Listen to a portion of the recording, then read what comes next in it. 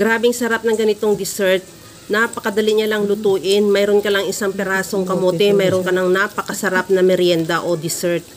Mayroon ako dito isang perasong kamote, hiwain ko lang siya sa, depende sa'yo, pwede naman pa cubes or pa kagaya lang sa nakikita mo sa ginagawa ko sa video at ilaga hanggang sa maluto. Pagkaluto niyan, palamigin at balatan. Pagkatapos, ilagay na natin yan sa ating blender at i-blend.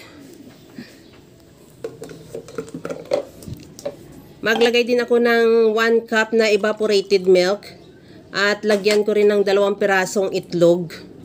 Lagyan ko na rin ng kalahating cup na condensed milk at 1/2 cup din na asukal. Depende sa tolerance mo sa tamis, pwede mo dagdagan at pwede mo rin bawasan. I-blend ko yan hanggang sa mag-mix ng lahat. Habang ginagawa ko yan mga kalasa, kung bago ka pa lang sa aking channel, welcome. At huwag kalimutan mag-subscribe at i-click ang bell button para sa mga notification. At kung dati ka pa, welcome back at i-follow mo na rin ako sa aking Facebook page, Lasang Pilipina. Sa strainer, naglagay na rin ako ng baking powder at lagyan ko na rin ng 1 1/2 cup na flour. Gamitan natin ng strainer para maiwasan yung buo-buo sa harina at ilagay na natin yung blended nating kamote.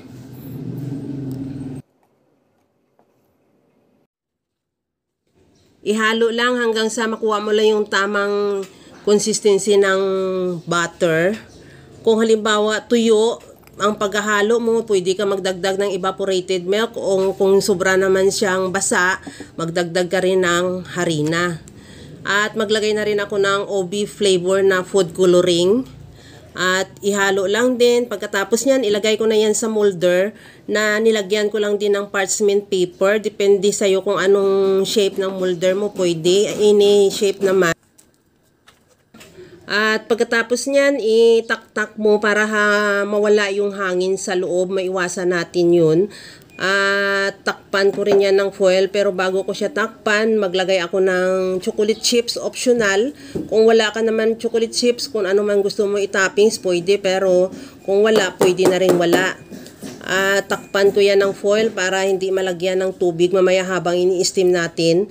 At siguraduhin mo lang din na kumukulo na yung tubig mo sa steamer at i-steam natin yan ng mga 45 minutes or until na maluto siya. Malaman mo nang luto siya, i-toothpick test mo. Pag wala na siyang dumikit, ibig sabihin luto na. Tanggalin mo na lang at palamigin at saka ready to serve na yan yung ating napakasarap na OB cake or OB dessert. Kaya mga kalasa, kung nagustuhan mo yung ating video, please like na lang at pakishare na rin sa inyong mga friends. At kung bago ka pa lang sa aking channel, subscribe na at i-click mo na rin ang bell button para sa mga notification. Kaya mga kalasa, alam ko kayang-kaya mo itong gawin dahil sa sobrang simple at napakadali niya lang lutuin. Kagaya lang lagi sa sinasabi ko na wala namang hindi marunong magluto basta sa simpleng paraan lang.